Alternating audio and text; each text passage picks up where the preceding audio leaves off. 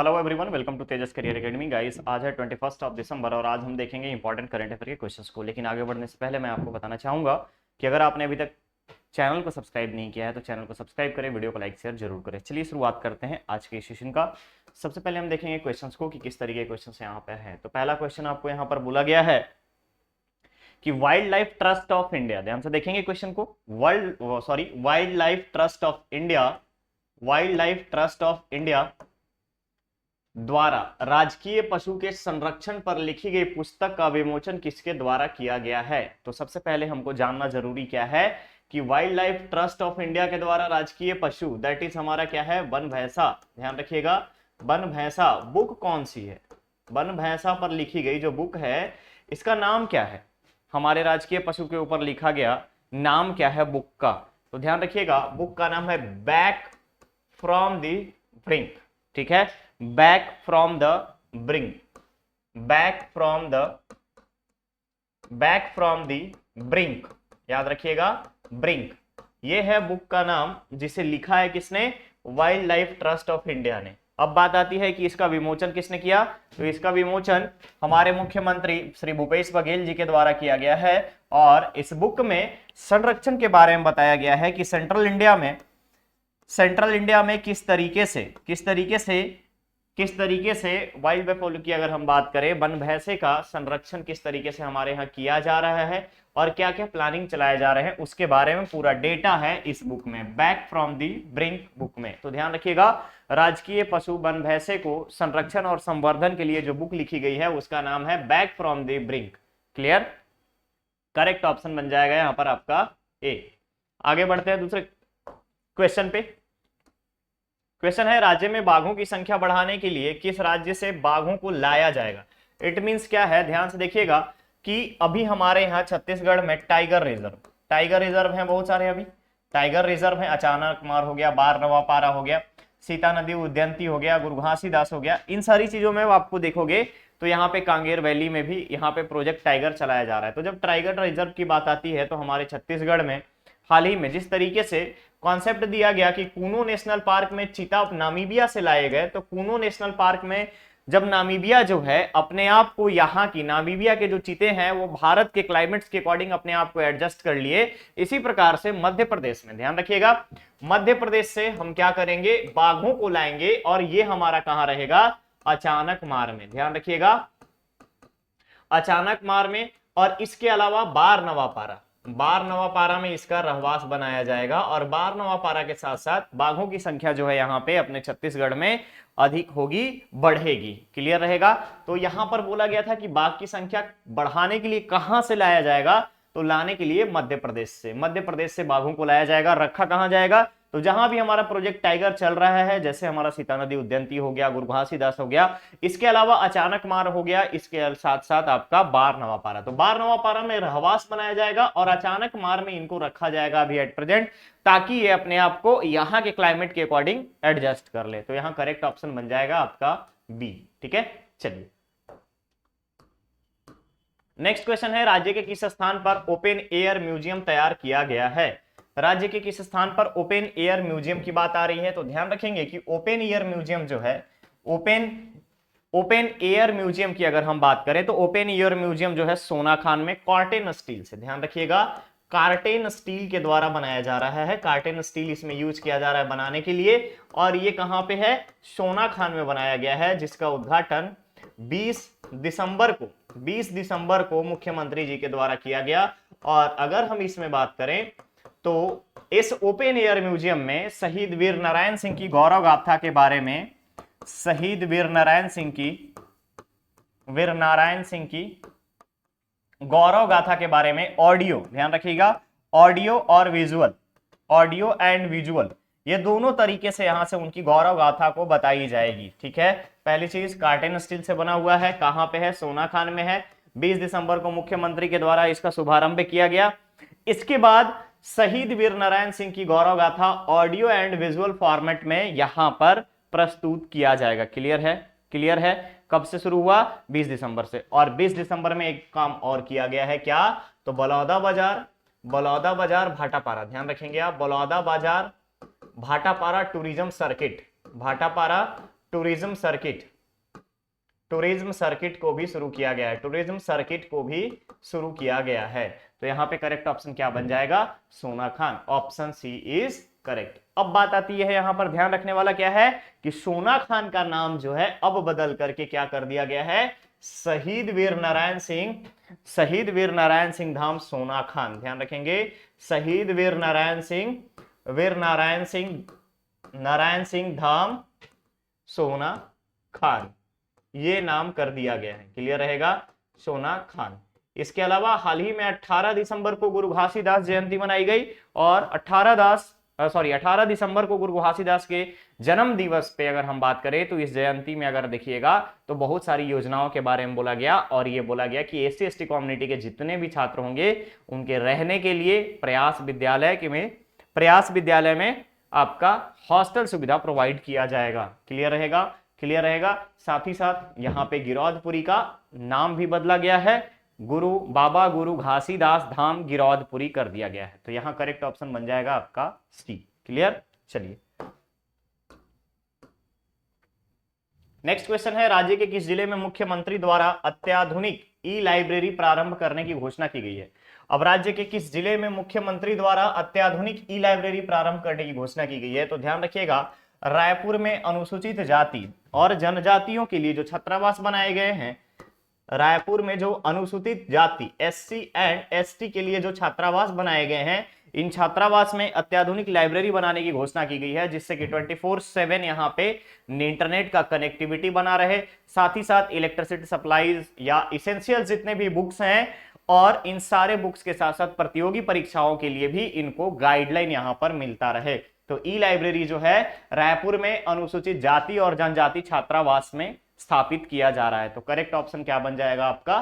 Correct option बन जाएगा आपका यहाँ पर डी। क्लियर है? चलिए अब नेक्स्ट इसी में एक चीज और याद रखिएगा कि इस लाइब्रेरी को बनाने में कितना खर्चा आएगा। अब ये रायपुर में तो और भी होंगे, तो रायपुर में यहाँ पे ध्यान रखेंगे पेंशनबाड़ा में, ध्यान रखिएगा रायपुर के पेंशनबाड़ा में, नगर निगम पेंशनबाड़ा नगर निगम जोन में पेंशनबाड़ा में ये ई लाइब्रेरी स्थापित की जाएगी। और अगर आप यहाँ पर देखेंगे तो कुल लागत की अगर बात करें तो 50 लाख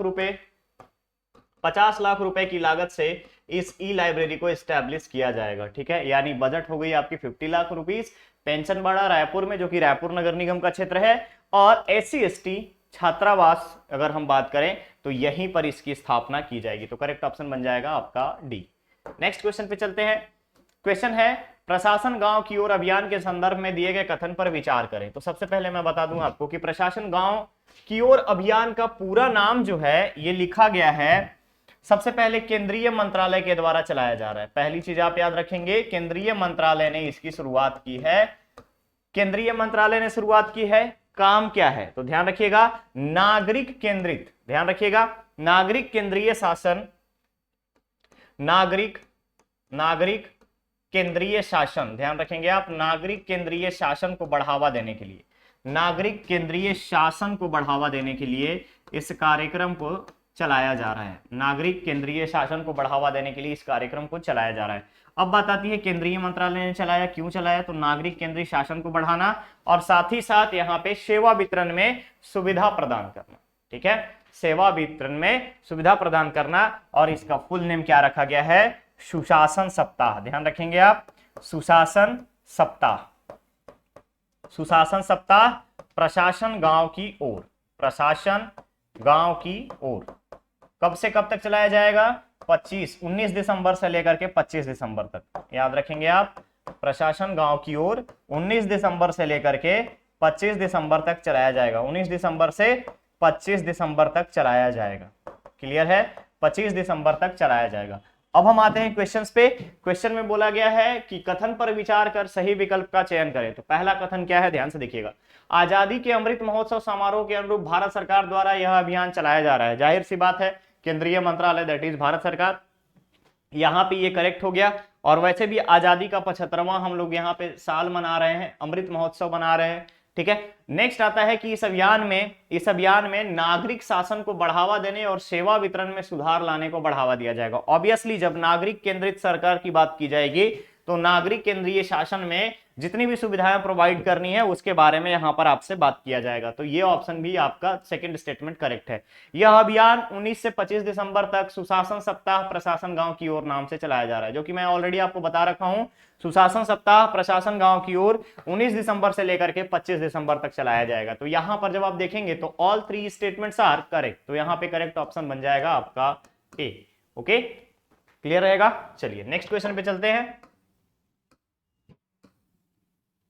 नेक्स्ट क्वेश्चन है, उन्नति परियोजना के संबंध में निम्नलिखित कथन पर विचार कर सत्य कथन का चयन करें। अब बात आती है उन्नति परियोजना। उन्नति परियोजना किससे संबंधित है, पहले आपको ध्यान रखना पड़ेगा, मनरेगा से संबंधित है।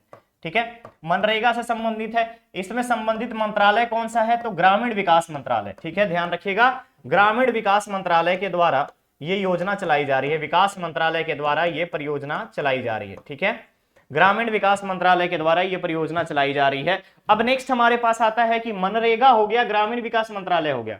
अब इसमें फायदा क्या होने वाला है, तो ध्यान रखिएगा, इस परियोजना का मेन उद्देश्य क्या है कि मनरेगा में जितने लोग काम करते हैं, मनरेगा में जितने लोग काम करते हैं, इसके श्रमिकों में कौशल उन्नयन का काम करना है, स्किल डेवलपमेंट या स्किल इन्हांसमेंट, कौशल विकास के क्षेत्र में काम करना। ध्यान रखेंगे, कौशल विकास को बढ़ावा देना। इस परियोजना का उद्देश्य क्या है, जितने भी मनरेगा के श्रमिक है उन सब में कौशल विकास को बढ़ाना, ये इनका मुख्य श्रेय है। ठीक है, और कौशल विकास कब होगा, जब हम उनको ट्रेंड करेंगे, पहले प्रशिक्षण देंगे, तो कौशल विकास प्रशिक्षण।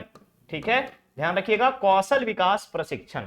अब इसमें कौन होगा लाभान्वित, हितग्राहिता के लिए पात्रता क्या है, तो हितग्राही के लिए पात्रता है कि 45 वर्ष से कम उम्र का होना चाहिए। ठीक है, यानी कि अपर एज लिमिट की अगर हम बात करें, अधिकतम उम्र जो है 45 वर्ष होना चाहिए, इससे ज्यादा नहीं। क्लियर, ठीक है। अब इसमें फायदा क्या होने वाला है, ठीक है, यहां पे उद्देश्य देख लिया हमने, किस मंत्रालय के द्वारा चलाया जा रहा है, कौन सा मंत्रालय इसमें इन्वॉल्व है, देख लिया। अब हमारे पास आता है कि उद्देश्य तो चलो ठीक है, कौशल विकास प्रशिक्षण देना है।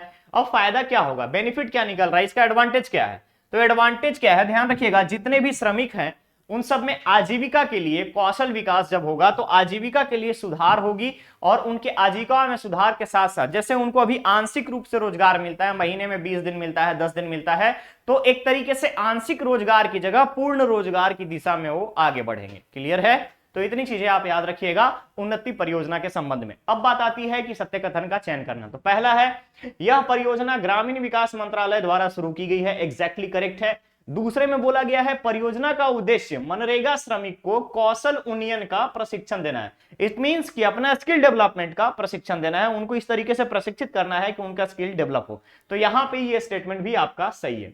नेक्स्ट स्टेटमेंट है, इस योजना के तहत श्रमिकों की आयु अधिकतम 48 वर्ष निर्धारण किया गया है। नहीं, ये गलत है, आयु जो है 45 वर्ष है, आयु जो है वो 45 वर्ष निर्धारित किया गया है। तो स्टेटमेंट 3 जो है आपका गलत हो जाएगा यहां पे।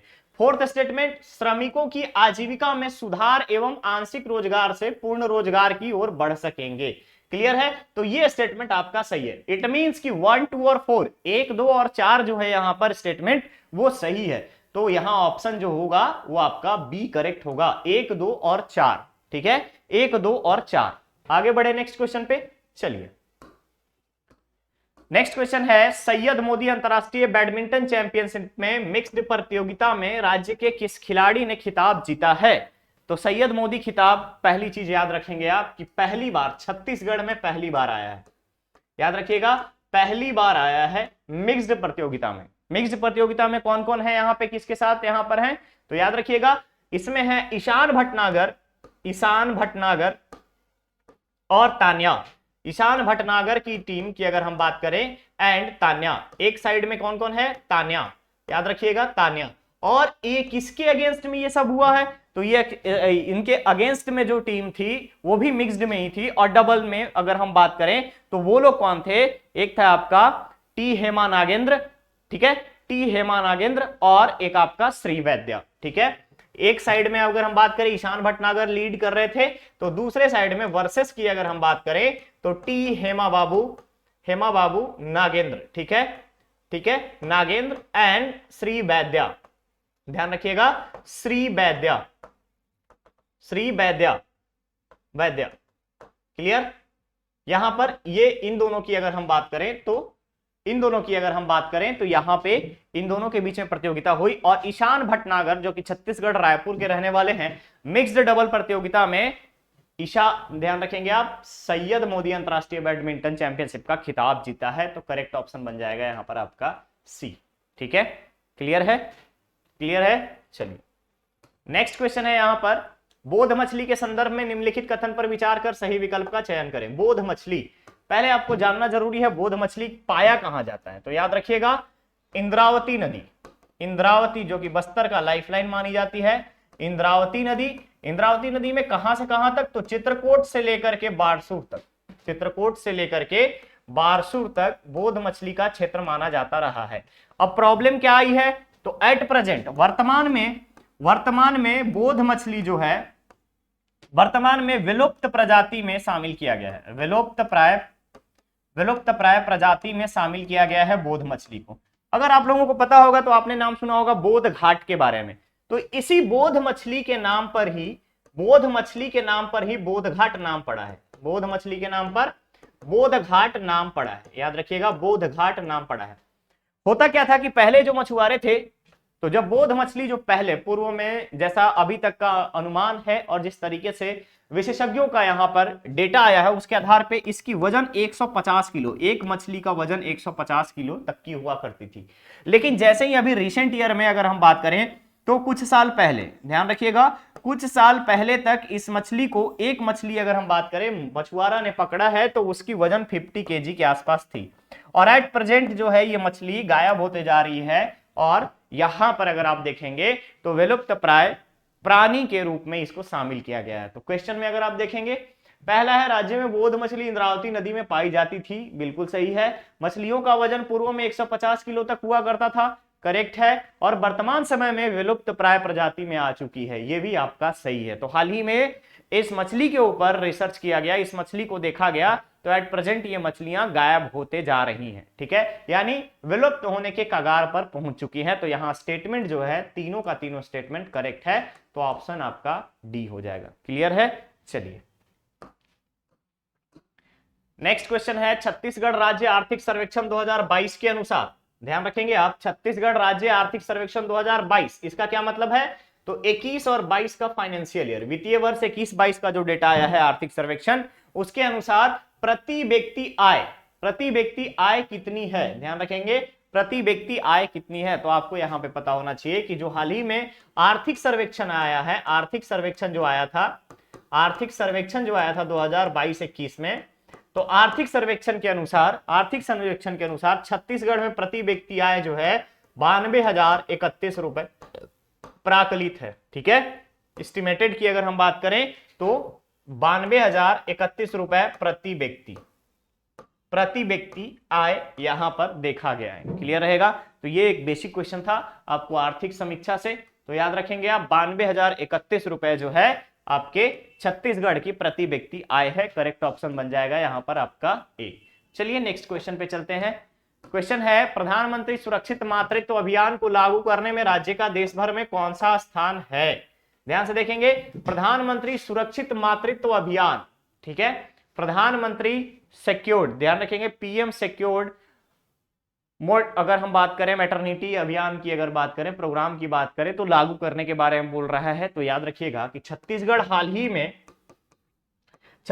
के हाल ही में नारायणपुर जिला के बारे में ध्यान रखेंगे आप। नारायणपुर जिला जिस तरीके से आकांक्षी जिलों की सूची में डेल्टा रैंकिंग में काफी अच्छे पोजीशन पे है। सुकमा जिला भी अभी अगर देखेंगे आप तो नवंबर का डेटा आ गया है, उसके आधार पे अगर आप देखेंगे तो सुकमा जिला जो है तीसरे स्थान पर है आकांक्षी जिलों की सूची में। इस तरीके से डे बाय डे छत्तीसगढ़ का जो है स्थिति सुधार हो रही है। और सेम कंडीशन में जब प्रधानमंत्री सुरक्षित मातृत्व अभियान के बारे में बात आता है तो एनीमिक महिलाओं का डेटा, कुपोषित बच्चों का डेटा, इन सब में कितना हमारा सुधार हुआ है, इन सभी को देखते हुए मातृत्व अभियान को चलाया गया। और इन सभी में मातृत्व अभियान, जो भी गर्भवती महिलाएं थी उस समय जब शिशु के जन्म के समय में कितनी माताएं जो थी सुरक्षित थी, इसके इंप्लीमेंटेशन में, अभियान को इंप्लीमेंटेशन में छत्तीसगढ़ का स्थान दूसरा है पूरे भारत में, देश भर में दूसरे स्थान पर है छत्तीसगढ़। क्लियर रहेगा, तो करेक्ट ऑप्शन बन जाएगा यहां पर आपका बी। तो ये था आज का सेशन। अब बारी आपके स्टूडेंट धर्मा की। क्वेश्चन है यहाँ पे, वर्ष 2022 का फीफा वर्ल्ड कप में, वर्ष 2022 का फीफा वर्ल्ड कप में गोल्डन बूट अवार्ड से किसे सम्मानित किया गया? यानी कि अगर हम बात करें किया गया, ध्यान रखिएगा, किसे सम्मानित किया गया? वर्ष 2022 कहां पे हो रहा था? कतर, दोहा में। ध्यान रखिएगा, कतर की राजधानी दोहा में। क्लियर है? गोल्डन बूट अवार्ड विनर कौन है? विनर है अर्जेंटीना। ठीक है, अर्जेंटीना। क्लियर रहेगा, अर्जेंटीना। अब पूछा गया है गोल्डन बूट अवार्ड, ठीक है, तो गोल्डन बूट अवार्ड किसे मिला है ये आप यहां पर कमेंट बॉक्स में कमेंट करके बताएंगे। ठीक है, साथ ही साथ आप हमें ये भी बताएंगे कि गोल्डन बॉल किसको मिला और player of, young player of the series किसे मिला है। ठीक है, young player of the series, golden boot award और आपका यहां पे गोल्डन बॉल अवार्ड किसे किसे मिला है, आप इन सभी के नाम के सामने डैश लगाएंगे, आप डैश लगा करके आप वहां पर बताएंगे और इन सभी के बारे में आपको कमेंट बॉक्स में कमेंट करके बताना है। ओके, तो गाइस ये था आज का सेशन। बहुत ही जल्द हम लोग मिलेंगे नेक्स्ट और नए सेशन में। बने रहिए तेजस करियर एकेडमी के साथ। चैनल को सब्सक्राइब करें, वीडियो को लाइक शेयर जरूर करें। Thank you so much.